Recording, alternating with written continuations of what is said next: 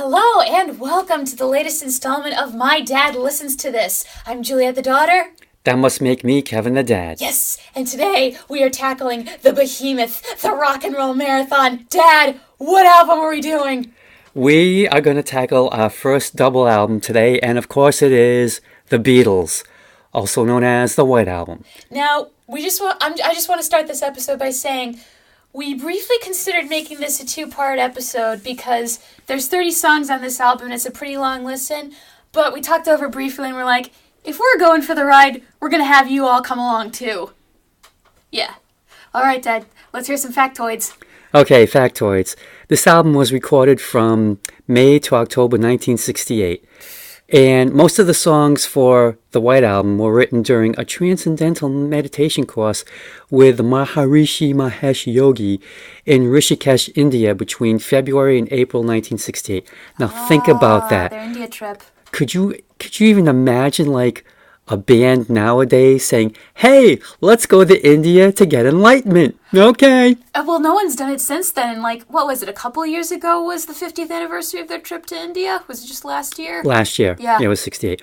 Okay, so even though they all went to get enlightenment, John and Paul would meet in secret to review their songs that they wrote. And Ringo left early. And it was a secret because that's not what they were there for. Yeah, Ringo left after 2 weeks because he hated the food. Well, yeah, because he was so sick as a kid, he could only eat bland food. So George said, like, when he came to India with them, he had, like, this whole case of baked beans that he brought with him. And then when he ran out of food, he's like, all right, I'm done. I'm going home.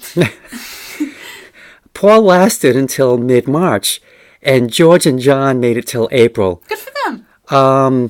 John felt betrayed by the Maharishi when he heard rumors that the Maharishi had #MeToo'd some of the women who came along with the Beatles on this trip. Oh. But no evidence ever surfaced, and George called it total BS.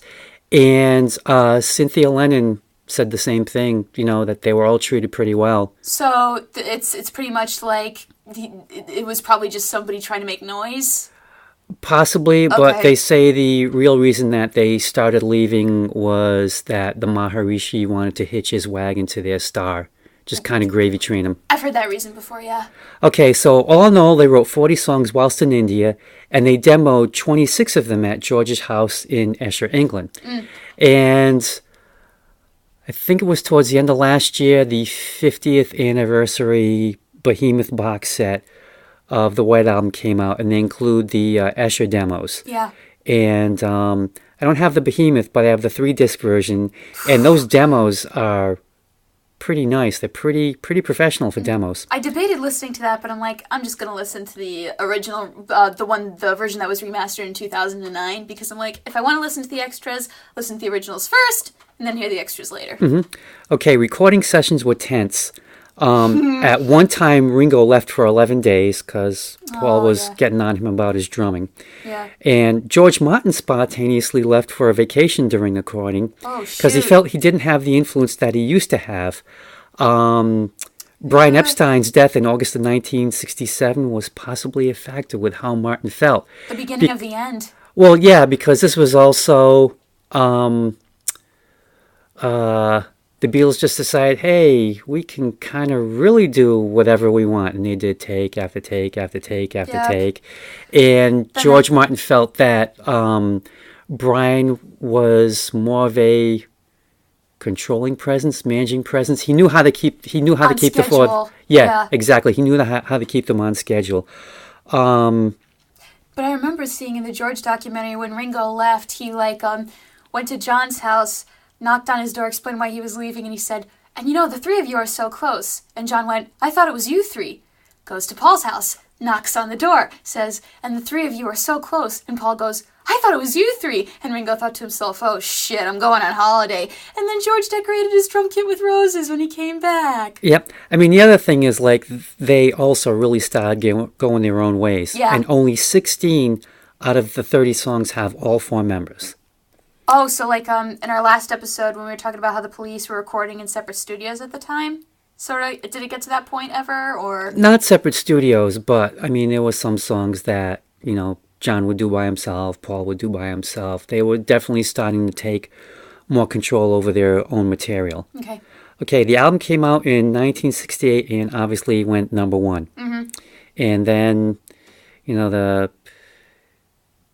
CDs came out originally in 1986. Then they were remastered in 2009. Then we had the 50th anniversary last year. Mm-hmm. One thing that's driven me nuts about this album specifically and other Beatles albums is that there's a paucity of credits for guest musicians. But if you go on the White Album entry on Wikipedia, they have an extensive personnel list. Okay. That's good that they include that. At least they've included it now, but I wish they included it then. Well, I mean, even now, you figured with the, 50th anniversary or even the 2009 remasters. They tell you everyone. Just put it in the booklets, like who played on what and who guest musicians were. 'Cause yeah.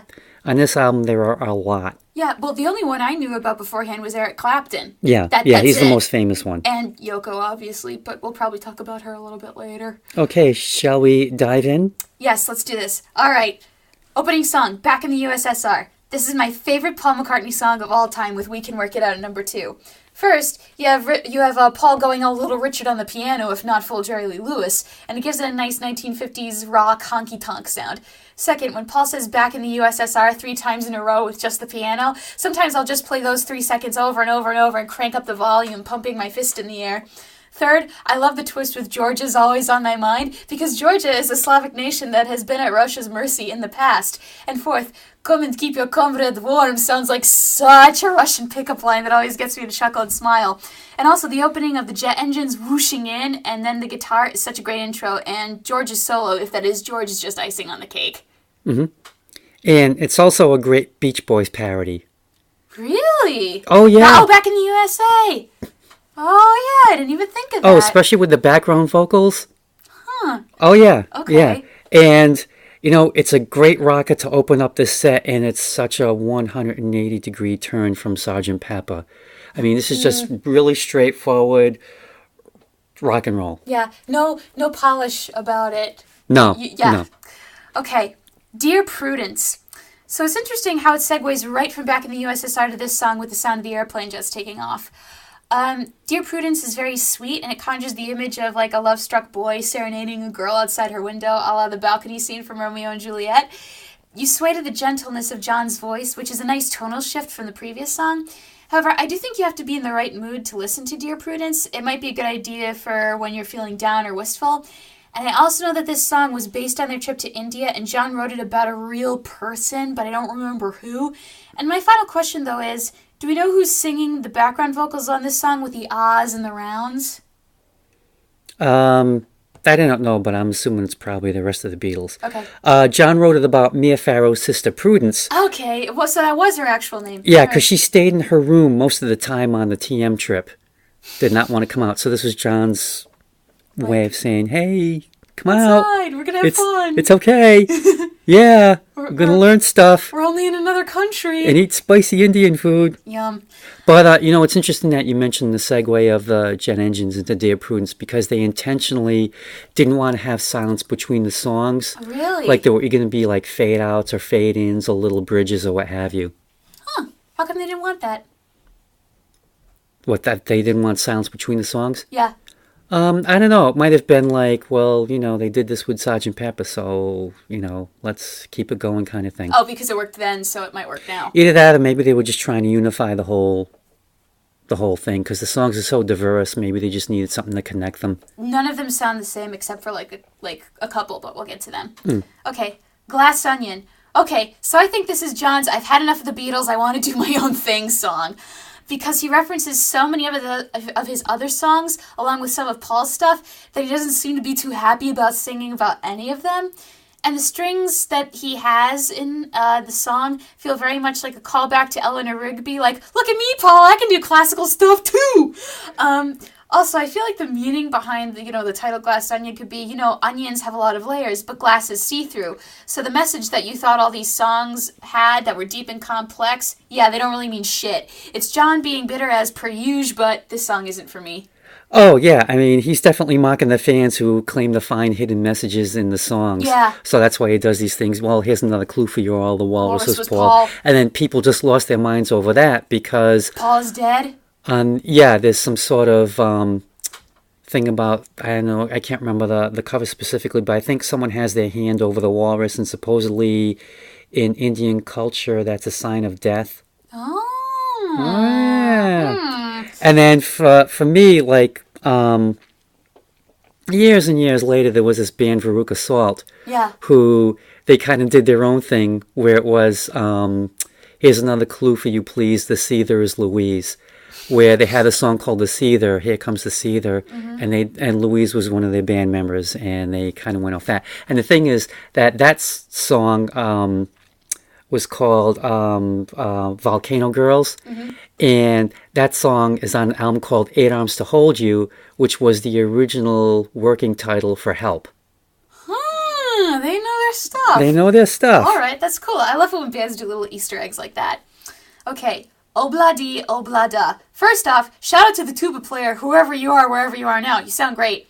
This song is very British, especially with the honky-tonk piano that sounds like the instruments are being played by a band at a pub. The first time I heard this song, it took me some growing to get used to it. At first it was just a bunch of nonsense to me, but now it's joyful and cute. Not my favorite, but, it's cotton candy, which is useful when you need a bit of fluff. And once again, John is a smartass with his imitation of a proper British woman because he can't go 1 minute without being a smarty pants. Well, this is actually Paul Stabbert's ska music, which is kind of like a forerunner to reggae. And it's like a little more speeded up. And I never noticed that until I did research on the album. And I thought, oh my God, yeah, there it is. That beat is in there. It's kind of a little covered up. But you mean with the bass with the... Yep, the drumming, everything. Okay. So I think he pulls it off pretty well. Yeah. And I mean, it's definitely a catchy song, and I can vaguely remember hearing this as a kid when it was on the radio, and just like la la la la la la la la la, because I was like 5 years old. Yeah, and Anna yelling at you to shut up. No. All right, Wild Honey Pie. As soon as I heard the opening notes, I knew this song was going to be weird, and I instantly cringed. This whole song is just one big no. They could have cut it from the album, and it wouldn't have made any difference. It comes across more as like a blooper or goofing around in the studio than a legitimate song. Why the hell did Paul write this? To prove he could write a song that was only a minute long? Because if that's the case, he didn't write a good one. The only good thing I could say is whoever's sustaining that high note in the song, props to them. But seriously, George Martin and the other Beatles should have stood up to Paul and said, this song is stupid, we should cut it. It's there. Yeah, it's there. I think probably John's definitely joining Paul on this song. How can you tell? I can just tell. Okay. And I think he might be the one doing the high notes, maybe. I'm not 100% sure. Really? But if you go back and listen, John is definitely in there, singing along with him. Okay. Yeah, it's just kind of there. It's definitely filler. Yeah. I mean, I don't have anything against it. It's just one of those songs that, it's like so many eggs on a plate. It's there. Yeah, like in our Fleetwood Mac episode, this is the bathroom break song. If you heard this at a concert, you could go to the bathroom, come back, and you wouldn't have missed anything. Yeah, but you'd have to be really... bathroom break, though, yeah. All right, the continuing story of Bungaloo Bill. So the opening acoustic guitar had me hooked. This song sounded serious. It sounded sexy. It sounded like a cowboy showdown. Then the actual song kicked in, and boy, what a mood killer. The chorus is catchy, and it's interesting that there's a Captain Marvel reference, which I wasn't expecting, because I don't know how long the Captain Marvel comics have been around for. But this song is such a letdown. A bit too campy and cheery for my taste. And if that's Yoko singing, then of course John gave her 5 seconds to sing. But to be fair to Yoko, it's not the worst that she has ever sounded. It's not the... Yeah, no, it's not that. Yeah, it would get worse. But yes, this is the first song in which an outsider contributes lead vocals, I guess you could say. Because you were telling me, the Beatles said nobody else allowed in the studio except George Martin and the guys.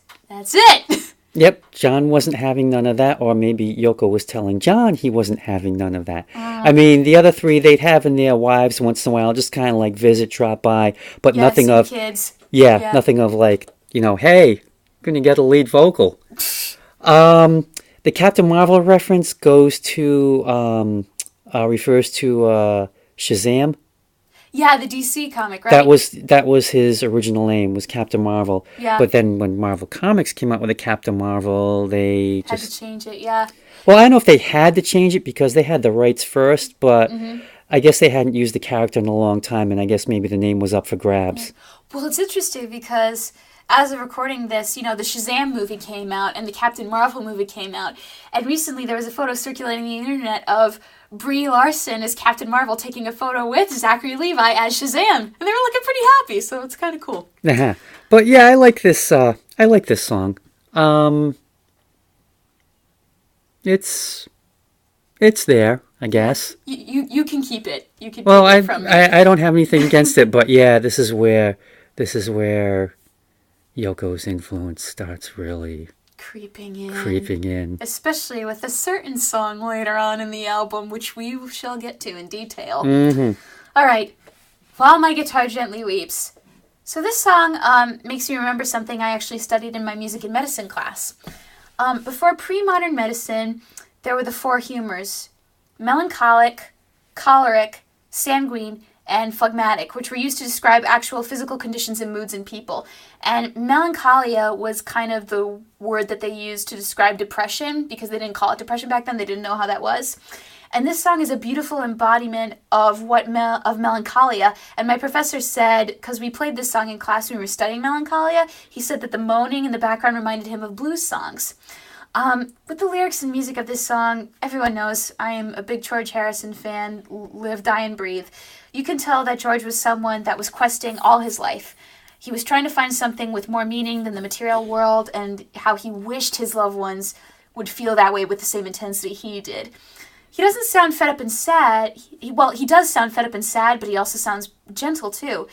And it also makes me so mad how George felt that John and Paul didn't take this song too seriously, but also a twinge of pride when he told Eric Clapton, "Hey, I want you to play the guitar solo on this album." And Eric freaked out because he said, "Well, no one plays on a Beatles album. No one does that." And George said, basically, "Well, tough shit. It's my song. I say what goes."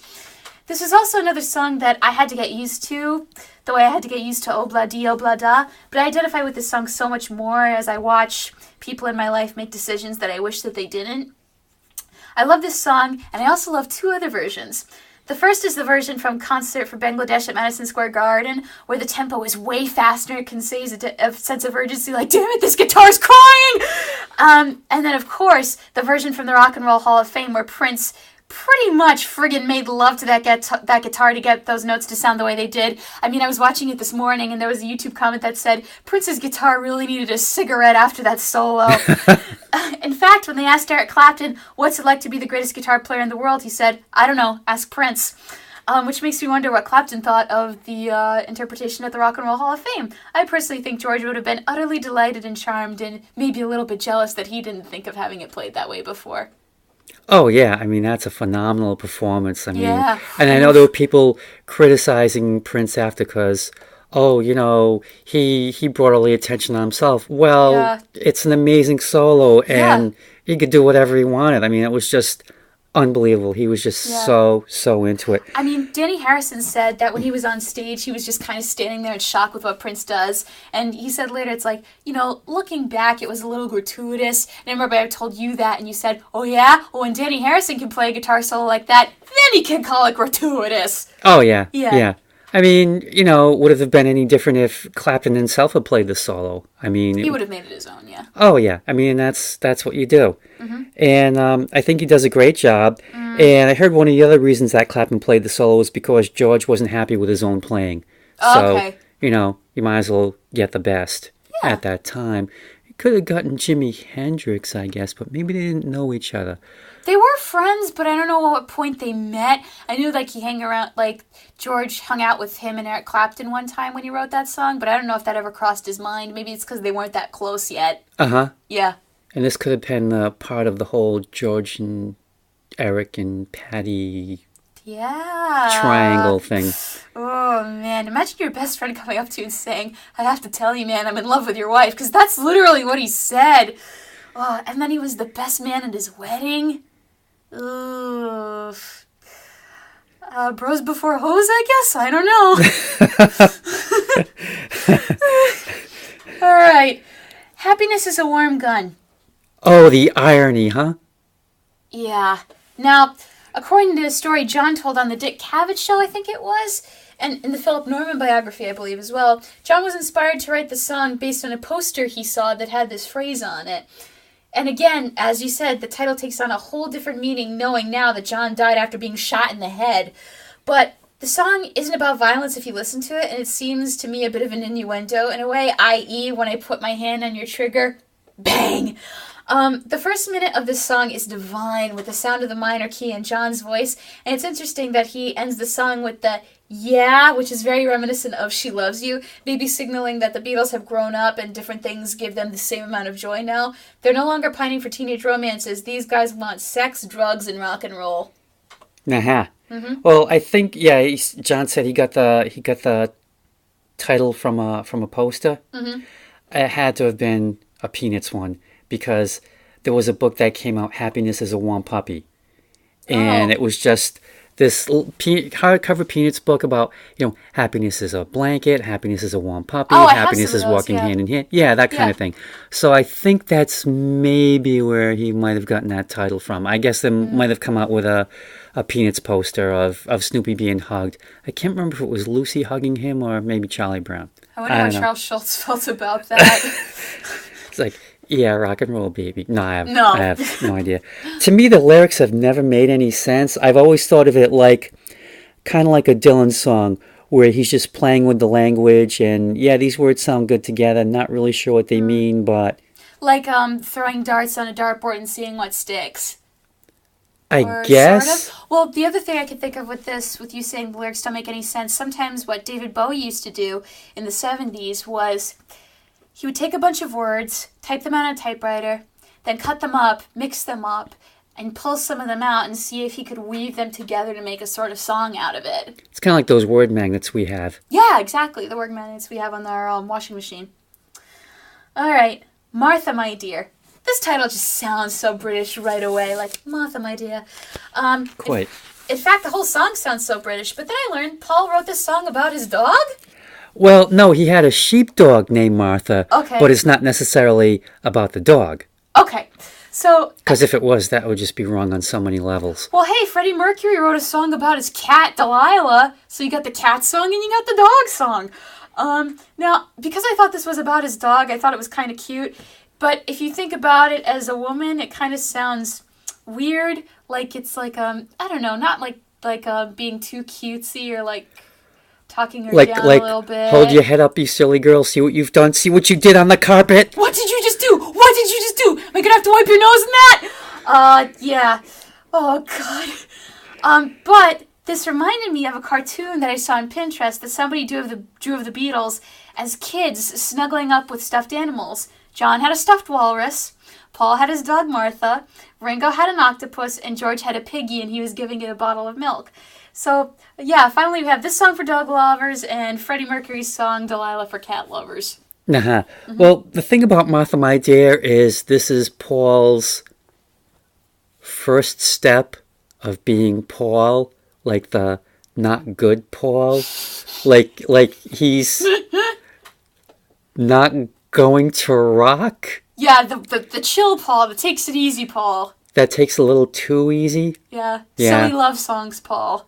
Yeah, which John inspired him with that one because he made a comment about no one wants to hear silly love songs. And then Paul decided, yeah, they do. I'm going to write a song about that. Thanks, John. But yeah, this is where he's starting to be embarrassing Paul, but not quite. It's still a pretty decent song. Yeah, but it's coming. It is. Yep. It is. It is. Later in the album, It is. All right. I'm so tired. My first note, same here, dude. Same here. Just listening to this song made me feel tired, and I was yawning through some of it. This song is so relatable when you've come home exhausted at the end of a long day and want to go to sleep, but your brain just won't shut off. The music even sounds drowsy, and John accurately depicts the tailspin your mind goes through out of sheer exhaustion. And this is officially now my favorite Beatles lyric of all time, is when he's smoking and he goes, "And curse Sir Walter Raleigh, he was such a stupid git!" because sometimes John's venom makes me laugh, but also, if it wasn't for Walter Raleigh, he wouldn't be having that cigarette because of tobacco. But somebody said in the comments that this was like, that lyric was John, like, being angry at his own smoking addiction at the time and addressing his own insomnia, so it makes sense. Oh, yeah, because he was battling insomnia when they were in India. Yeah. And the man did love to sleep. I mean, he did write, I'm only sleeping from yeah. Revolver. And he loved to smoke. And then he had that bed in for peace or something. Yeah. We'll get into John's, like, political activism later, but the bed in, it's not... Don't get me wrong, peaceful protest is a lot better than violent protest, but you want to have it be a catalyst for something. And that wasn't really a catalyst for anything except for people in the media to take photographs of him. Like, Happy Christmas, War is Over was a much better peaceful protest than the bed-in. Yeah. Mm-hmm, mm-hmm. I love this song, though, because same thing, it's like, it's just so relaxed for the most part, except when he gets to, but I know what you would do, and he's just like, dum, dum, dum, you say you're putting me on, and it's also how we feel after listening to the entire album straight. It's like, well, you may feel that way. I felt that way. I was like, I need a nap. I had to listen to this over 2 days. Like, I did 15 songs in a row, and my brain was like, oh god, I need a break. All right, Blackbird. This was another song that took a while to grow on me. This song proves that simplicity is everything. Just an acoustic guitar, Paul singing, recording of the birds chirping in the background, and you have a decent song. There's also a rumor that Paul wrote this about a woman he knew who was black, and that also, another story, they had to do some very interesting maneuvering to record the birds chirping. It's nice and sweet, but again, this is a once-in-a-while song when you need something to calm you down. It's pretty, but... not my favorite. Yeah, on one level, it is a pretty song. On another level, though, I've always thought that this was like his civil rights message. Yeah. Take these broken wings and learn to fly. Take these sunken eyes and learn to see. You were waiting for this moment to arrive. Exactly. Especially that lyric. Yep. Yeah, it's a nice, peaceful song. Not too much else to say. All right, Piggies! So, this song is about the English police. And while I don't know what they did to George, I know, 1, it was bad, and 2, he was pissed. I remember the first time I heard this song, the first verse was charming. I'm like, oh, it's a cute kid's song. Then I quickly learned he wasn't talking about actual pigs. But it is a nice touch that the song has some of the most obnoxious oinking and grunting possible to make the police look even more stupid. I'm not quite sure why they had a symphonic instrumental at the end, but maybe it was to make the police look like pompous gits. It's okay, not one of George's best, but fun. You can tell he's enjoying making fun of them for whatever they did. Well, he did have some run-ins with the law with his, I think there was a drug buster, too. Yeah, I think that's what you said. Was it for, like, marijuana or something? Yeah. Okay.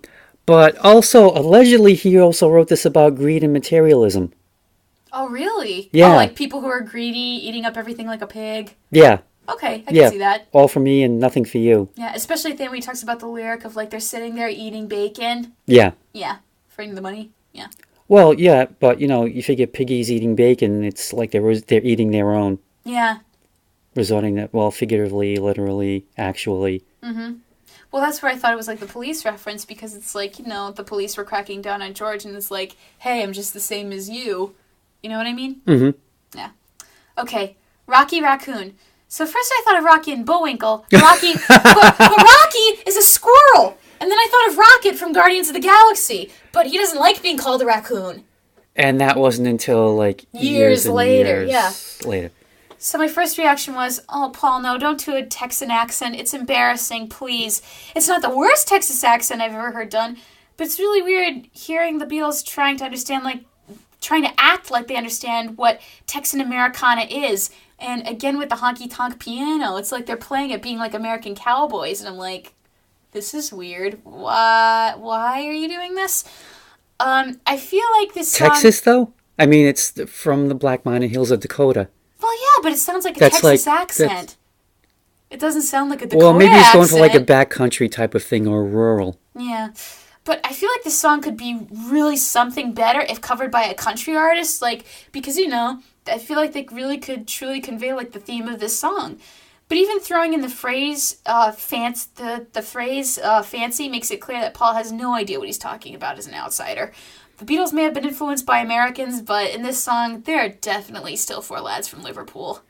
Well, this is our third Animal song in a row. Yeah, we've got Blackbird, Piggies. And now we've got Rocky Raccoon. Yeah. George Martin, of all people, thought this was filler. But, hey, double album, gotta fill it up somehow. And lyrically, not one of Paul's best efforts. No. I mean, the reason that everyone knew her as Nancy was because that rhymes with fancy. Yeah. And grinning a grin, as opposed to grinning a frown. I said giving a grin. The one lyric that I really like is when he talks about Gideon's Bible and how Gideon checked out. The Gideons were this group that leaves Bibles in hotels. Yeah, and it's wrong to steal them. I know that much. Or it's like wrong to like take it out of the hotel or something. You will go to hell. Yeah. All right. So you will go to hotel hell or motel hell. One of them or the other. Hotel California. But yeah, it's kind of like again, it's like. I kind of like this song, but on the other hand, with that little piano thing in the middle and Paul doing his da-da-da-da-da-da-da, I'm about to suck, da-da-da-da-da-da-da, going overboard. It's like making money.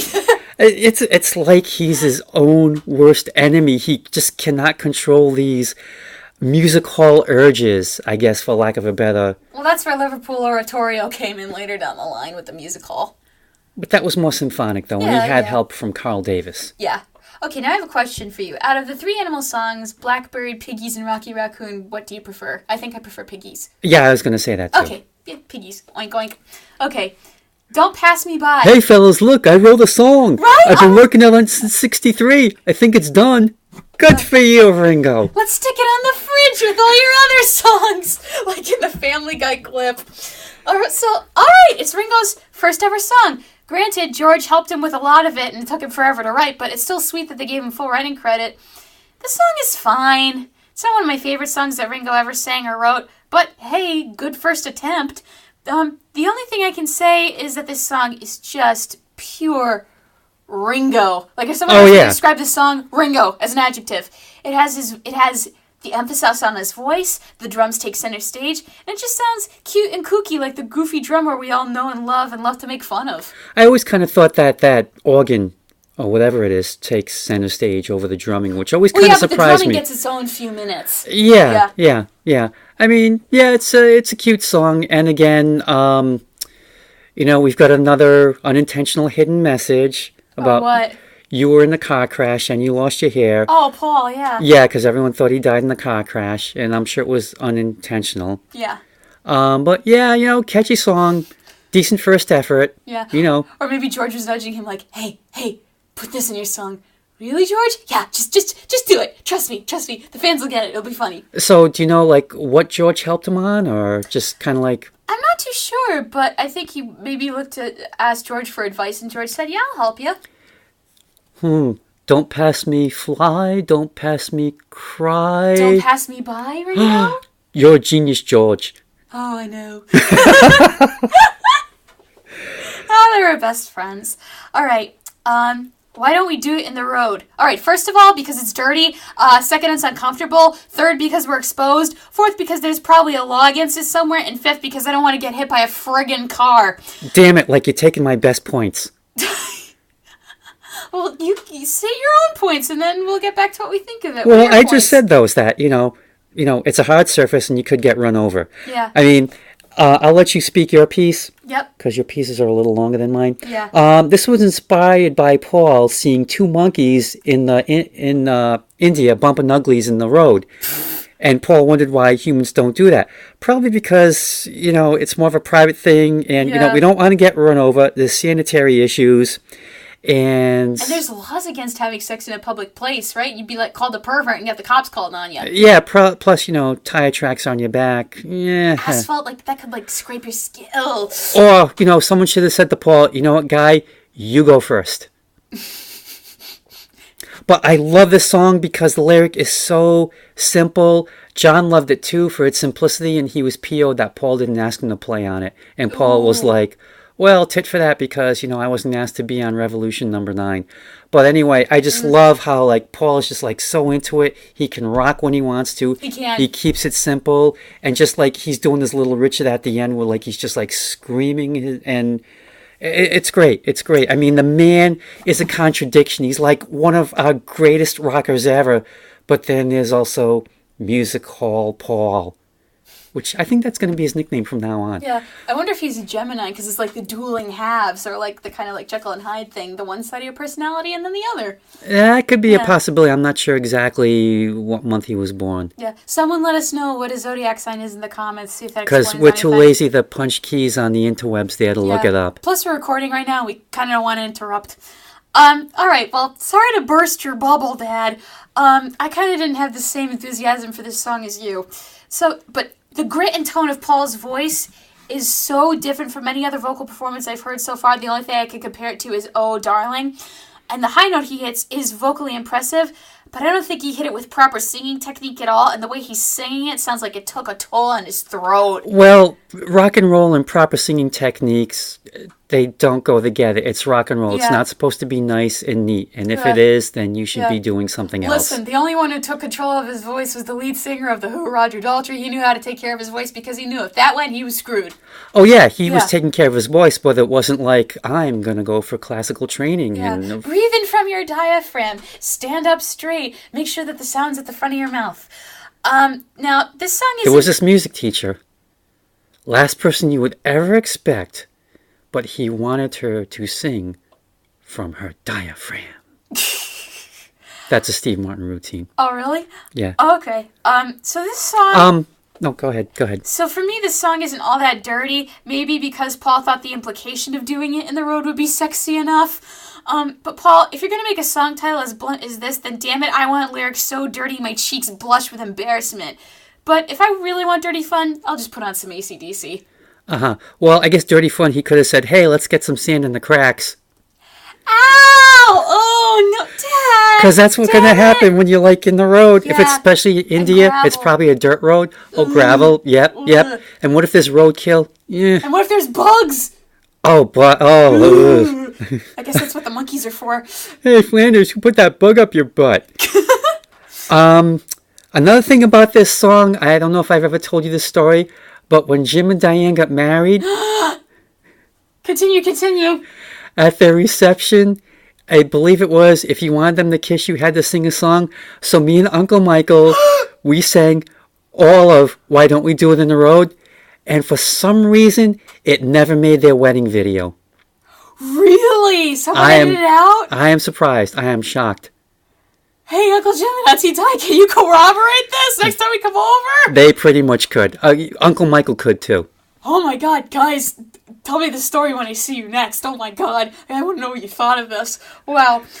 All right, so I will. First, I think it's kind of funny that right after the song title, Why Don't We Do It in the Road, the next song title is I Will. Because, it seems to be answering that question. Do you want to do it in the road? Okay. This song is cute. It very much reminds me of the younger Beatles who used to only do love songs. I personally think this song would be very sweet if someone used it as their marriage vows for their wedding. Once again, it's Paul being the sweet boyfriend that you could bring home to meet your family, and he would bring flowers for your mother. However, this is the one thing I don't get is why the percussion sounds like horses clip-clapping their hooves. Is it supposed to mean Paul is like Prince Charming riding in on his horse? Because that might be a little too much. Well, I never thought of it that way.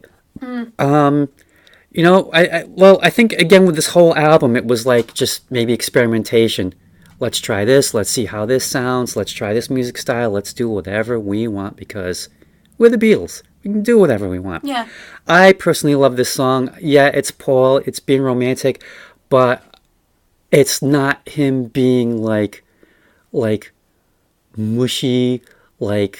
cloying, saccharine. Yeah. It's honest. It's very sincere. And the one thing I like is, I don't know if you noticed, but the bass throughout this song, it's not a bass guitar. It could be Paul doing a dum-dum-dum. That's what I thought it was. I'm like, that sounds like a voice. That doesn't sound like a bass. Yeah, that's a person through the whole thing.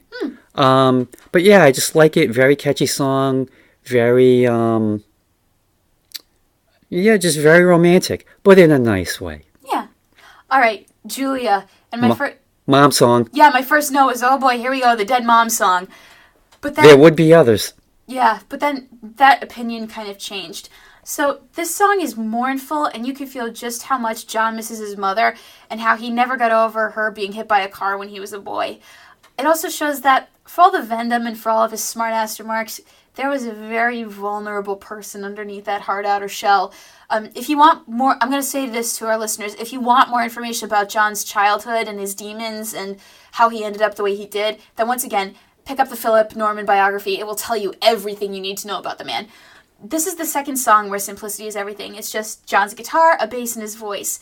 I remember reading that John hated hearing himself sing. So have this song being so minimal and stripped down with its instrumentation and honing in on his voice was very brave of him to do. It's a very beautiful song, and if somebody ever played it at a funeral, everyone would be crying. Well, yeah, and I think the thing that it is so stripped down is just it's just the material. I mean, what he's writing about. I mean, the loss of his mom. He's also writing about Yoko. He refers to her as the ocean child, calls me. Because she was from Japan across the sea. I suppose so. Huh. I forgot where I was going with this. Don't get old. But yeah, it's just very, I mean, he's definitely got his heart on his sleeve, and everywhere else. I mean, he's just going for it. And that's like his first solo album, John Lennon Plastic Ono Band. He just put himself out there, didn't care what anyone thought. And you can see that coming out. Yep. Now, was Cold Turkey a single, or was it on the Plastic Ono That Band is a single. album? Okay. Yeah. All right. Birthday. Now, my junior year of high school, my history teacher at the time, hi Mr. Silva if you're out there, used to play the live version of Paul singing this song whenever it was someone's birthday in our class. Now, I know that John despised this song, but I quite like it. Will it replace Happy Birthday? No, of course not. It's a fun song to hear on your birthday at a restaurant or bar, and you can tell Paul wrote this song for people to dance to. I feel like everyone sings along with the opening guitar, like da-na-na-na-na-na-na-na, as well as the whole damn song, because it's so fun. And Ringo's drum instrumental just has you head bopping all the way. Fun song, but I wouldn't download it. I'd just play it on YouTube on my birthday if I felt like it. However, Happy Birthday and Still Hot, still fine by me. Uh-huh. Yeah. Well, okay, so this is the opening song for record 2, and just like the first record, opens with a kick-ass rocker. Mm-hmm. And again, Paul can rock when he really wants to. Damn right. And I guess this is second greatest birthday song ever, because Happy Birthday to You is just hard to beat. Yeah, it's what we all sing. But I love this song. I mean, it's just a great rocker.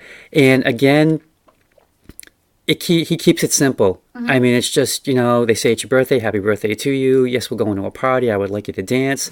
Mm-hmm. That's pretty much it. And it's like, this is going to be a great party. And I'm really surprised that John didn't like this song, because it's just so simple. It's so straightforward, and it just really rocks. There's a whole list on the internet. I don't remember where I found this article, but the songs written by Paul that John couldn't stand. Now, was there also songs written by John that Paul couldn't stand, or? I don't think so, because John was more open about how much he didn't like those songs. And Paul would be more diplomatic. Yeah, I mean, for God's sake, John wrote How Do You Sleep? Like, come on, that's a lot of venom right there, if that doesn't tell you anything about the guy. Well, I am just really surprised about that one, but... Well, I think he thought it was, like, he knew it wasn't going to compare to Happy Birthday. Well, nothing is. But I think he didn't like it because he thought Paul was trying too hard to make it better than Happy Birthday. I don't know. I have no problem with this song whatsoever. I mean, it doesn't sound labored. It just, like I said, great rocker. It's hey, you can dance to it. You can dance to Birthday. Yeah. I don't know if you can dance to Happy Birthday to You. No.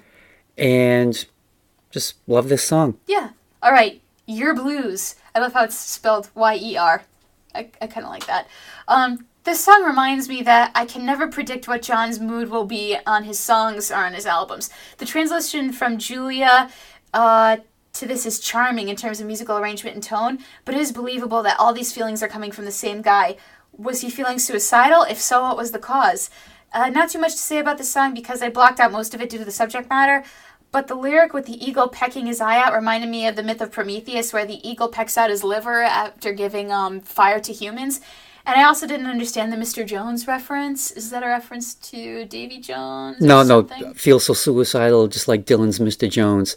Bob Dylan wrote a song called Battle of a Thin Man, and he keeps referring to Mr. Jones. It's there's something wrong and you don't know what it is, do you, Mr. Jones? You should listen to the song sometime. It's really good. This is a straight up blues from John. I love it. He was definitely influenced by the British blues scene that was becoming really popular. You had bands like Fleetwood Mac, John Mayall's Blues Breakers, Jeff Beck. Clapton would eventually gravitate toward that. With the Yardbirds or Cream? I guess more so with Cream, but even then they were more of a popish band than a straight up blues band. Yeah, come and get me, blues enthusiasts. So this was just his contribution, and yeah, it's the blues, so it's not going to be the happiest lyric in the world. Oh no, yeah, like what was it that Bleeding Gums Murphy said on The Simpsons? The blues isn't making it about you feeling better; it's about making everybody feel as sad as you are and making a few bucks while you're at it. But yeah, I just love it. I love Ringo's drumming. I love the end where it just gets into the instrumental part for a while, and then it goes back into John, like barely in the background. You can hear him doing the Yes, I'm Lonely, Wanna Die. All right, Mother Nature's Son. First of all, I had to double check a lot on this song to make sure that this is John singing, because a couple of times when he's singing, he sounded more and more like Paul. It was so scary. No, this is Paul. It's Paul? This is Paul. I thought it was John at points. No, this is Paul. Holy shit, they're sounding way too much like each other. I've never gotten that impression from listening to this song at all. It's the nasal. It's like John has this slightly nasal quality when he sings. And a couple of times Paul started singing like that. I'm like, wait a minute, who the hell is this? I couldn't tell. This song is boring, pretty, but boring, and it made me a little sleepy. Not too much to say on this one, except the imagery is nice, but that's it. Makes me think of like Flower Children. I don't know. I think it's a pleasant song. It's a straight acoustic solo song from Paul, and I think George Martin's brass arrangement is a nice contrast. I've never had a problem with this song, but yeah, it's straight up Paul. Definitely not John at all. Okay. Everybody's got something to hide except me and my monkey. What is the point of this song? Is the monkey supposed to refer to someone? Or is it like, the fact that my monkey is a better person than you is sad? I didn't like this song, and when John kept saying, come on, at the end, I kept replying, no! All right, calm down. I always thought it was the monkey on my back, because he was starting to dabble into the heroin, that kind of thing. But what's heroin got to do with a monkey? You never heard the phrase monkey on my back? No. Like, I gotta throw off the monkey on my back. It's like I'm drinking too much. I've got like some sort of like addiction. And people refer to it as the monkey on my back because you can't get that damn monkey. Why is he pulling my hair and bothering me? Oh, okay. But the thing is, I never knew this. George said that the title came from one of the Maharishi sayings with "and my monkey" added. So I guess the Maharishi would go around going, everybody's got something to hide except for me. Yeah, come and get me. I don't care. Oh my god. But then it's, when I heard that, I thought, oh yeah, I'm the Maharishi. I'm better than everyone else because I got everything out in the open.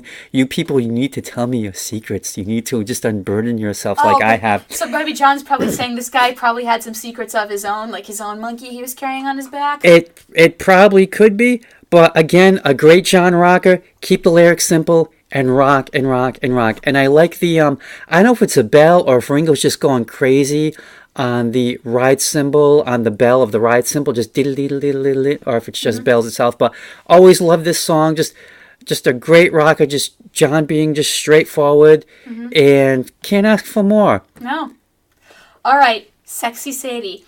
Now, the first time I ever heard about this song was from a book I adored in high school called Elsewhere, where a puppy was named Sadie because her hippie owner loved the song Sexy Sadie. Now, the story I know about this song is that, after the Beatles went to India, as you said before, John wrote this song about the meditation guru, the Maharishi, because he believed the man was a big old fraud.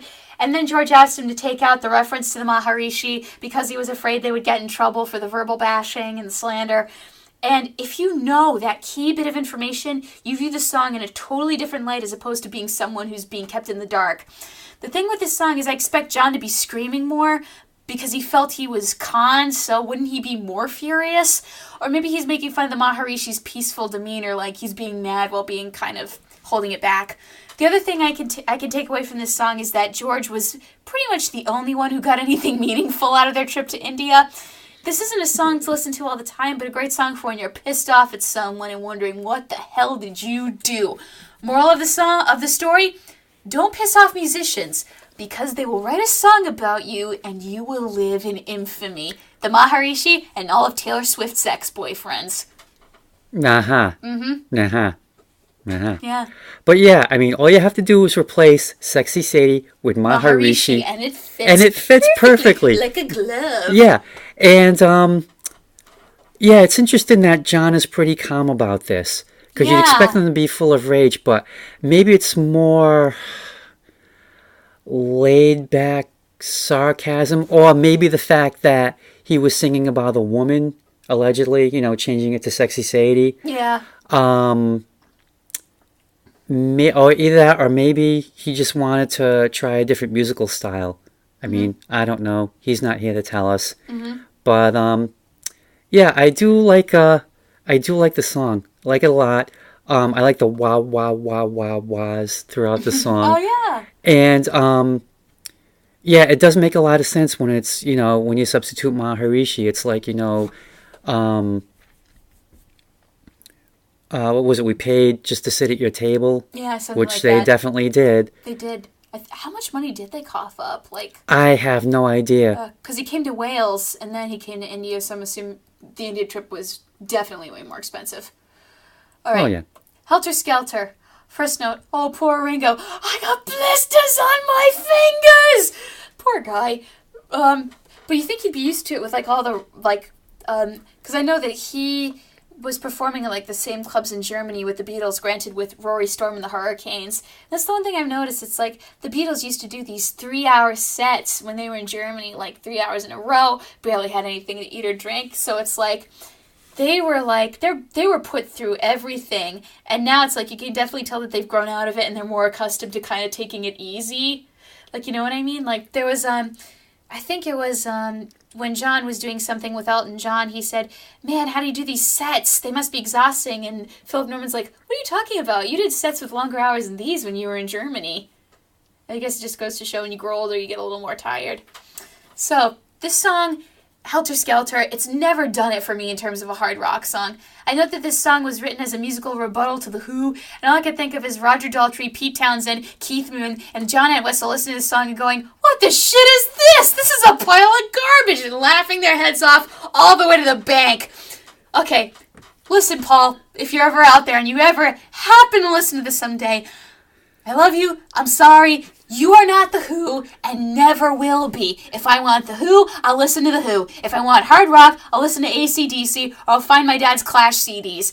And that's kind of the reason this song does not sit well with me, because it feels like Paul is trying to be somebody he's not. He is not the bad boy at all, he's the charming schoolboy.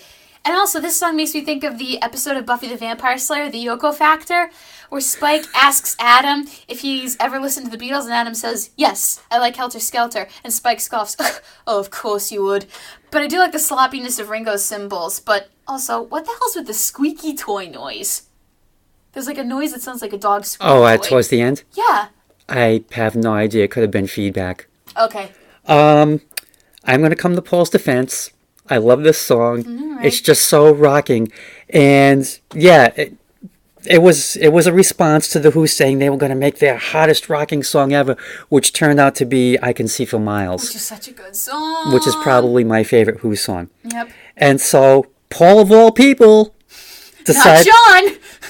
decided to out-rock them. And I think he comes close. Yeah. But no cigar. And again, it's when he goes all out, there's no one better, especially when he channels his Little Richard. Oh, hell yeah. And I love the way it opens. It's that do, do, do, do, do, do, do, do, do. It's oh my God, could they have possibly invented punk rock? I don't know if the Beatles invented punk. Well, I mean, 70s punk rock. I mean, just that riff. I mean, if they had kept that through the whole song, yeah, I'd make a case for it.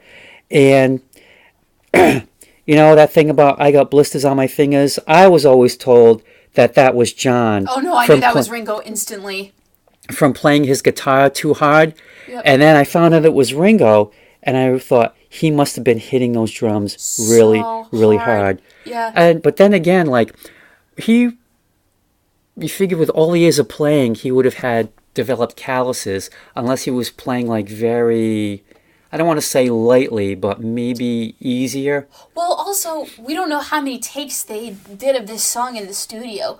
So maybe he was just playing for hours and hours and hours, and eventually his skin couldn't take it anymore. I mean, like, you've seen that scene in Whiplash where, was it Miles Teller's character is reapplying all the bandages and soaking his hands in ice? Maybe I had kind of gotten to that point with Ringo because they'd just been in the studio for so long, and he's like, God damn it, I want to go home. I mean, I've heard about that ice thing where only once, though. I mean, I'm sure other drummers do it. Like, I know Bruce Springsteen's drummer, Max Weinberg, I mean, after their like 3 or 4 hour concert marathons, he'd get off stage and he'd submerge his arms in ice. Yeah. Okay, so a helter-skelter is a spiral slide like you'd find on the playground. It's the British term. Oh, and okay. When Paul says, when I get to the bottom, I go back to the top of the slide. Oh, that's what it means. Okay. Yeah, but I think he's also combining the helter-skelter with, yeah, I'm going to do you, baby, when I get to the bottom. Boink. Oh, God. All right. And also, helter-skelter, I don't know if you know this, but this was also the title of a book about the Manson family murders.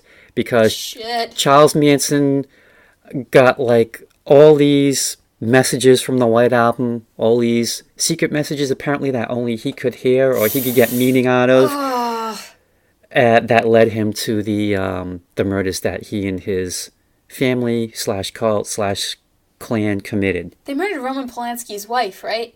Sharon Tate. Yeah. Oh, God. That's the new Quentin Tarantino movie that's coming out, too. Yeah, so that should be interesting. Yeah. And I should probably read that book at some point. But, yep. And then Pat Benatar, of all people, did a cover of Helter Skelter, good try, Pat. Good try. As much as I love Pat, I mean, she's definitely got the voice, and it's interesting hearing a woman singing it, but I think she needed better backup. I'd be interested in hearing her do it. I think it would be cool to hear a woman do this song and do it well. I'll listen to it later, probably. All right, Long, Long, Long. Now, the ironic thing is, this isn't the longest song on the album, the longest being Revolution 9, clocking in at 8 minutes. Long, Long, Long makes me wonder if George and Pattie Boyd were going through difficulties in their marriage at this point in their life, and George was trying to make it up to her in a song. But then, that wouldn't be the case, right? Because he wrote Something 2 albums later. So I don't really know. What ruins this song, though, is the distorted ending with all the sound effects and the moaning. And I thought, oh no, is that Yoko moaning? No, that's George. Okay, because that wouldn't make sense, because George hated Yoko and he yelled at her to fuck off when she ate his cookies that one time. Those are George's cookies. Yeah, he said, like, or his biscuits, as he called them, or like one time he sat on his speakers, he's like, get the fuck off my amps! There's like a recording of him yelling it on YouTube somewhere. Also, is this song supposed to be a transition to Revolution 1? Like, is it supposed to help ease a transition into that song? No. Okay. Okay, I've always looked at this song as like, well, after Helter Skelter, we needed a little cool down. And here comes George. And I always thought this was one of his songs about Patty, but it's a God song. And he's oh, okay. Yeah. I thought you were going to say it's about Maureen, Ringo's wife. No. This is, so many years I've been waiting, and now I can see you, feel you. And I think maybe at the end with the, maybe it's the rapture where he's found. In the throes of it. He's found his God. Well, the thing about George was that when it came to his religion, he wasn't like hoity-toity about it, like trying to convert people or anything, or acting like he was better than everybody else, you know what I mean? Well, why would the other 3 go to India? Come on, guys, we're gonna go to India, because I'm gonna push my beliefs on... No, I'm not. Well, I remember what Paul said in the Living in the Material World documentary. He said, we lost our spiritual direction. Not that we'd ever had one, but we lost it, you know what I mean? And like, no, Paul, I don't know what you mean. Well, I've heard one of the other things was they wanted to get away from like all the BS, especially with Brian dying. They didn't have a manager yet, and it was like, well, how are we gonna run our business of being the Beatles and just the demands people were making on them. They needed a retreat. And it was like, wanna get away? Yeah, there you go. All right, Revolution 1. So this song, celebrities using their platforms for political activism is a subject that has always fascinated me. I wrote a whole paper about it. Some people use it to bring about actual good. Others use their celebrity status to gain points in the eyes of the press and with their fans. And it's always interesting to hear this song and think about John's life as a sort of political activist because, he was very involved with the cause for world peace and other political causes such as supporting the Black Panthers in the United States during the 70s. Yet, John, it seems to me anyway, he never wanted to be the figurehead of a movement or held up as some kind of messiah. Like he said, I'm just a guy who writes songs. He also especially didn't want to have his name thrown around by people advocating for causes they didn't support, which reminded me of a story that Nate told me about how the guy who wrote Rock the Casbah cried when he found out his song title was being written on U.S. bombs when they dropped them in foreign countries. Oh, that would have been Joe Strummer and Mick Jones from The Clash. Yeah, they were like crying. I think really. Yeah, that's what Nate told me. They when they found out, they started crying. I could never imagine Joe Strummer or Mick Jones shedding tears. Well, how would you feel if a song that you wrote was being put on bombs that were being dropped on countries and killing people? Don't answer that. I'm famous. No. Oh, shit. All right. I think Revolution 1 is John saying, listen, it's cool what you're doing and all, but I don't want to be a part of it. And I also like how he points out if the movements are violent, he wants no part in it, which makes sense to me anyway, because since 1990, nonviolent protests have been shown to be 4 times as effective since World War II in generating democratic social change as opposed to violent protests. And in case you haven't figured out, folks, my daughter is a poli-sci major. Oh, yeah. And a theater major as well. However, Revolution 1 is not one of my favorite songs about protesting and activism. That's what Bob Dylan is for before he got all angry and bitter. Well, I like the faster version better that was released as a single. Oh, really? Okay, I haven't heard that one. You haven't? Oh, well, you'll have to take care of that because it's just got do do do do do do do do do do do. Oh, great song! Holy crap! This version's okay, but it's a little too laid back compared to the single version. But I find some of it hilarious where, John says, you asked me for a contribution. Well, we're doing what we can. Yeah. Which is going to be nothing.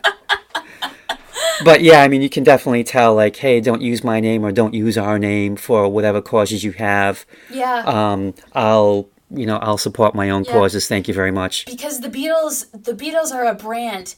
And if someone does anything that portrays that band in a negative light, then they're going to come for you. Especially Yoko. Mm-hmm. All right.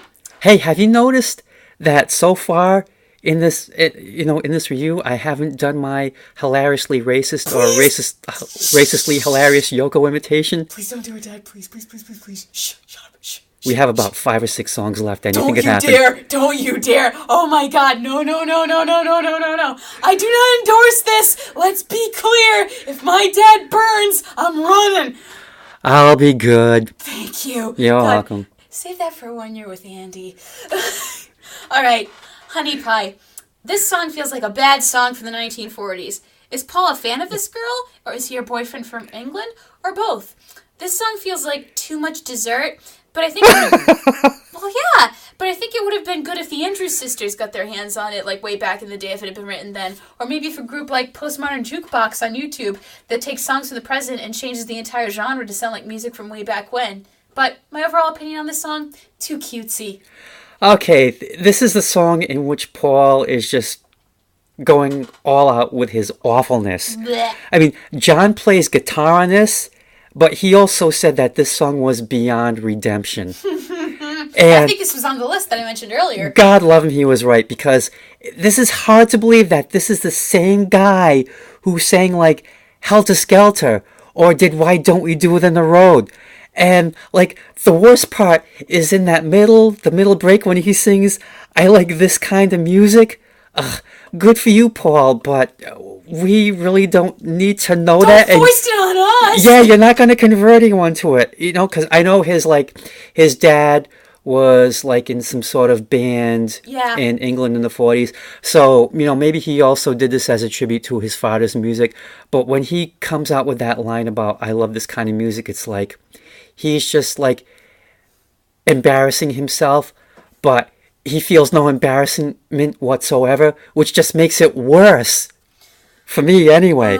I mean, John would have been so within his rights to smack the crap out of Paul. Like, you're a Beatle, nut up.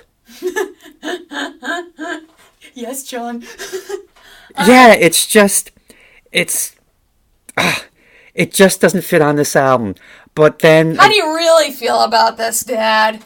Well, no, but then again, they were going to try every different musical style, and I'm just amazed that John agreed to contribute to this song. But yeah, for me, this is easily the worst song on the album. John probably went and got drunk after this. Oh, God. What have I done? What have I done? I was so out. Okay. I'm a Beatle. I sold out. Oh, I sold out. Too many days of being fab. All right. Savoy Truffle. This song just goes to show you can write a song about anything. And George wrote this because Eric Clapton loves sweets a little too much to the point, I think, of him having quite a few cavities in his teeth. Now, and his fear of the dentist also. Yeah, well, I wonder why. Now, also, all the sweets George lists also makes me think of the scene in Willy Wonka and the Chocolate Factory when Gene Wilder brings the golden ticket finders to the chocolate room and sings Pure Imagination. This song is basically if Willy Wonka got a rock song. I love this song. It's fun and taunting in the way you would tease your friend after they do something stupid, like you ate too much food again. I kind of want Binging with Babish to make the desserts from this song, even though he only does food from TV and films, just to see if he could make them tooth-achingly good. However, the Montelimar, I googled what that is. It's a nougat and it looks kind of gross, so I don't know if I'd want to eat that. It looked like it had raisins in it or candied fruit. I don't know if I'd eat it. The only thing I don't See, this British cuisine, it's like, just bad all over. Except for those Cadbury chocolates that you get. And the coconut fudge sounded really good to me, too. The only thing I don't get is why he calls back to Obla-dee, Obla-da. Is it a dig at Paul, or is it just saying to Eric, life won't be so fun for you like Obla-dee, Obla-da when you get all your teeth pulled due to them rotting from too much sugar?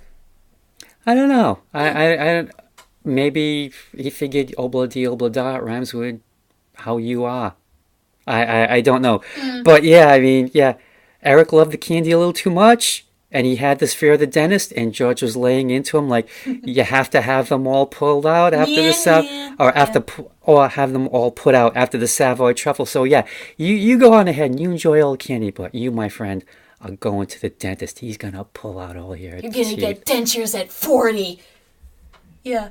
So it's kind of like George was already on Clapton, like, it's like pre-Patty revenge. He could sense something was coming, so he's like, I don't know what's going to happen, but it's not going to be good, so I'll get all my anger out now. I love the sound of the saxes. Yeah, and they're distorted in the studio. Yeah, Again, on the documentary Living in the Material World, when I think it was George Martin who said, you're going to distort the saxophones? And George went, yeah, and I like it. And he went back to business as usual. And that's probably when George Martin decided, yeah, vacation. And then he went out for a drink. Well, because his thing was like, I read in the 50th anniversary, they George Martin, his reaction was, ugh, when people said that, oh, White Album's my favorite album, because that's when, as his son Giles said, he lost control of the classroom. Oh, but still, they still needed him to get these things done. Mm-hmm. I still feel bad for him, though, the fact that he wasn't their producer on Let It Be and that they got Phil Spector instead. Well, then after Let It Be, Prisoner, they went... Phil Spector. Well, then after Let It Be, they got George to do Abbey Road. Yeah. Because even though Let It Be was released after they did all that stuff before Abbey Road. Yeah. Okay. All right, we're almost there, folks. We're almost at the end. Okay, Cry Baby Cry. This song is interesting. It made me wonder if John was writing this song about him and Cynthia living in Kenwood with Julian. From Cynthia's memoir, from what I've read about Kenwood, it sounded almost palatial, and their lives are probably very different during that time due to the fact that this was their escape from John's immense fame. So, is the baby in the song supposed to be Julian? Is John asking him to cry louder to stress out Cynthia because he just wants to divorce her so badly? This song sounds like it's written for children, but there's something almost sinister about it that I can't put my finger on. It's fascinating stuff. It's interesting that you use the word sinister. I've always found it to be very mysterious. In doing research on the album, John got the Crybaby Cry from some advertisement. Okay. It didn't say what the product was. But, okay, for Crybaby Cry, according to the Rock Snob Dictionary, this is the only Beatles song that it's okay for snobs to like. For who? Rock snobs. Why? I guess because it's looked upon as obscure, and rock snobs love obscure stuff. And for people out there, if you haven't read the Rock Snobs Dictionary, do yourself a favor, pick it up. On one hand, it's hysterical. On the other hand, you might read it and think, "Oh my God, that's me." Mm-hmm. But yeah, when you said that, what was it, sinister? Yeah. Yeah, I've always thought of it as like mysterious. It just gets more mysterious as it goes on. And I like some of the lines like about the Duchess of Kirkcaldy always smiling and arriving late for tea. If you listen closely, you can hear her oh so polite laugh. Mm-hmm. And how the Duke was having problems with a message at the local bird and bee. I bet he was. Yeah, I bet. But yeah, I really like the song. I just like its I really can't call it eeriness factor, but there's just something about it. Yeah. Something is not right, to quote Miss Clavel. Yeah, exactly. Yeah. All right. Okay, you ready, Dad? Yeah, go ahead, bring it on. All right, Revolution 9, the infamous behemoth. You should have seen the look on my face when I realized the words number 9 were technically the only lyrics for the entire 8 minutes. These are 8 minutes of my life I will never, ever, ever get back. It also made me think of the Simpsons parody of the Beatles with Homer's Barbershop Quartet, and Barney gets a Yoko ripoff girlfriend with their song number 8. Number 8? Number 8? I'm glad that this song exists just for the parody, if for no other reason. Also, who's the person saying number 9 at the beginning? Is it George Martin? Yes. Okay. So, is he just... yeah, okay. So the only thing that makes that wasn't specific for the song. It was just a tape. They were doing something about some sort of take number 9. Okay, and then they decided to use it because it's a whole tape pastiche. Yeah, the only thing that makes me laugh is John's BBC newscaster impression. But I literally said out loud, "Oh, they've got to be fucking with us." It makes me wonder what this song is like when you're high, like what a trip it would be. I was sorely tempted to skip over this song and just fast forward through chunks of it, but nope, I'm a reviewer and I will review this album, so help me God. I'm sure in John's mind, I'm sure there's a deeper meaning to this song somewhere because the number 9 was very significant in John's life. I mean, he died on December 9th, 1980. Part of the songs are funny, like the spoken bits with George, but it just sounds like a horrible, nonsensical mashup of noise. And whenever George speaks, I'm like, "George, get me out of here! Help!" Some of these sounds John makes also sound really uncomfortable on headphones, like he's right there with his mouth right next to your ear. I just need help. That clunk sound that you just heard was my daughter's head banging on the desk. I just need help making sense of this song, please. Okay, don't put your hand in front of your mouth. Yeah. All right. Yeah, I don't think it's supposed to make sense. It's just John and Yoko fooling around with tapes. There was something called Music Concrete. I'm not sure what it is. It's like probably atonal stuff.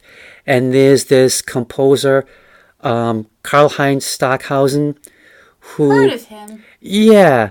He, I guess Paul kind of latched onto him or got hip to him back in 1966. See, it's weird because you think John would have been the one to like go for like all this like crazy outside stuff, but it was actually Paul who like ventured beyond the normal music stuff and would come back and say, "Hey guys, you should really listen to this stuff." If you read Beatles 66. Yeah, but the interesting thing is Paul didn't really do any of that stuff on record with the Beatles. It turned out to be John who would be the one who would be like let's try this, let's push this, let's do that.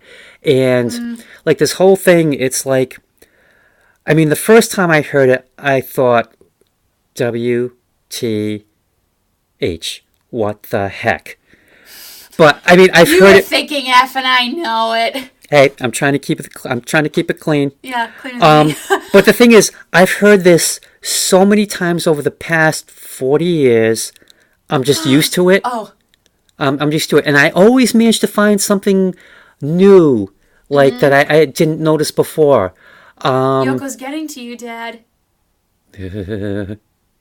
I mean, there's some parts where I think, I wonder what they're saying. Like, especially those people at the end. Is it wipe that jelly? Is it walk that line? I don't know if it's from like some sort of like union worker protest. I have no idea. But I don't think it's supposed to make sense. Maybe it's just supposed to make you notice sounds that you really, everyday sounds that you just don't notice because they're just in the, it's just in the background. I tell you, I could not sit through a whole album of this. There's just no way. Hell. No way in hell. But this also, like John and Yoko are also putting out other albums of just this kind of stuff. Oh, God. 2 versions, unfinished music. It was just, hey, let's just do whatever. And their wedding album, too, right? The wedding album, yep. All right. Good night. This has to be the most beautiful song that the Beatles have ever written. John. Oh, it's John. John wrote this as a lullaby for Juliet, and he specifically wanted Ringo to sing it. It is certainly one of the most beautiful lullabies I have ever listened to in my life. It also feels like the sweetest dream in the world after listening to the nightmare that was Revolution 9. The orchestra just sweeps you off your feet at a lovely mezzo piano, and you feel yourself instantly put at ease. Ringo was the perfect choice to sing this song because he's so sweet and tender. I feel like I could hear a wonderful choral arrangement for this song as well. It makes me wonder why more people don't talk about this song as much as the Beatles' other biggest hits. This, in my opinion, is the most criminally underrated song that they have ever written because it is just a song of beauty. No other words. Yeah, it's not bad. Yeah, it's you know, when I read it was a lullaby, I thought, you know, perfect. I always loved the that chorus in the background. And you know, perfect lullaby, but on another level, it almost sounds like a little too final. Like, we're the Beatles, we've done it all, thank you, and good night. I mean, if they had broken up right after the White Album, would have been the perfect last song. I didn't view it this way. I viewed it as like, you've been listening to this album all day, you must be exhausted, so we'll sing you a good night song. That's how I looked at it. Yeah, that could be. I never thought of it that way. Yeah. But yeah, Ringo was the perfect one. I could not imagine John singing this, and I guess John probably couldn't imagine him singing it either. I can't imagine either Paul or George singing it. Yeah. But there's just something about Ringo's voice. It's very calm. It's very soothing. And if you're like 5 years old, this is who you would want to have. Oh, absolutely. Singing it to you. Ringo's always been like good with kids. Like he said, I always had the mothers and the children. And, you know, especially later on with, you know, being on Thomas the Tank Engine. Kids love Ringo. And he's written kids' books out of he made a kids' book out of Octopus's Garden as well. All right, let's hear your summary. And that is the full album, ladies and gentlemen. So first of all, if you made it this whole way, then thank you. We really appreciate it. I would definitely say, don't listen to this album all in one sitting because it will exhaust your brain. It exhausted mine. I personally had to listen to this album again over 2 days, and my brain is still exhausted. The album feels like it could have benefited from a whole lot of editing and proofreading. Some songs knock it out of the park, like Back in the USSR and Good Night, while other songs should have been totally scrapped, like Wild Honey Pie, Rocky Raccoon, and Revolution 9. And Honey Pie. Honey Pie. Yeah. Well, in your opinion, yeah. That one's, I don't hate it as much as you. Some of the instrumentals could have been shaved down by a minute or two as well. This album is like... What do you mean by instrumentals? Some of the orchestral parts at the end of songs. Oh, okay. Yeah, they could have been cut down by a minute or two. So for me, this album is like a steak with way too much fat in it, and this is coming from someone who loves to eat the fat in meat and in steaks. But in this case, the fat is not where the flavor is. So trim the fat off this album, and you get a much juicier filet mignon. This is probably my least favorite album the Beatles have ever done so far, but it's not a steaming pile of crap either. In my opinion, because, like, I know we still haven't gotten a Magical Mystery Tour yet, and I know that's the most hated Beatles movie, so I'm waiting to see how that album sounds. In my opinion, though, just to end it, George Martin should have just stood up to them and told them like it is and said, this is what you need to do. Your thoughts? Well, I know that George and Ringo thought that, yeah, maybe there should be 2 albums. And Ringo, he had the best line. Yeah, we should have the White Album and then the Whiter Album. And again, if you have made it this far in one shot, thank you. Thank you so much. Because, with the, I guess with the magic of files nowadays, you can actually pause and come back later. But anyway, when I listen to this, I listen to it all the way through. It's not like, hey, I think I'll listen to one disc or I'll listen to so many songs and then come back later. For me, it's a journey, and darn it, I'm going to do the whole thing in one shot. Double albums are tough. I mean, because you're trying to sustain, I don't know if I'd call it perfection, but you're trying to sustain quality for possibly 90 minutes. Cast recordings run into that problem all the time. And it's very, very hard to do. There are so few perfect, I don't even know if there's any perfect double album. And I'm sure you Dylan fans out there are going to say, Blonde on Blonde. Come at him, he doesn't care. I really don't. Mm-hmm. And especially nowadays with CDs, when they came out, you had people who decided to do, hey, I'm going to do a 2 CD set, which was worse because that's 80 minutes per disc, and now you're standing on the verge of like a little shy of 3 hours of music, and it's going to be a crap fest. But yeah, I think the double album is very hard to do, and I gotta say, the Beatles, they pulled it off. Is it perfect? No. I mean, there's like a couple songs here and there which I think, I don't like this song, but I'll still listen to it anyway because skip. It's part of you kids and your skipping. You don't want to work for things. Hey, watch it, you. I work a job, Dad. Well, I've had 2 jobs before at the same time in my life. Well, you know what I mean. Yeah. Is it my favorite Beatles album? No, that would still be Revolver, but I like it better than Sgt. Pepper, maybe not as much as Abbey Road. Again, it's the Beatles, so maybe I'm letting them get away with stuff that I shouldn't be letting them get away with. Yeah, like I said, I will always listen to this album in one shot. Okay, and on that note, thank you for listening to this as always, but really, thank you for listening to this episode. We knew it was going to be long, and we really appreciate it. All 82 minutes, almost going on 83. Yep. Well, as always, thank you for listening to another episode of My Dad Listens to This. If you really like this video, then please give it a like. Subscribe to our channel, that way you can know when new videos are coming out. This will probably be our only 2-disc album review for a while. We're going to take a little bit of a break. And if you want to be notified as soon as episodes come out, please tap the bell for notifications. Or also, if you want to know when episodes come out, if you're any of my friends on Facebook, I always post the episodes to Facebook, and I email them to Dad as well if you want to get them from him. Alright, so again, thank you for listening to another episode of My Dad Listens to This. We'll be back with another album to nitpick and gripe about. And as Ringo would say, good night, everybody, everywhere. Good night.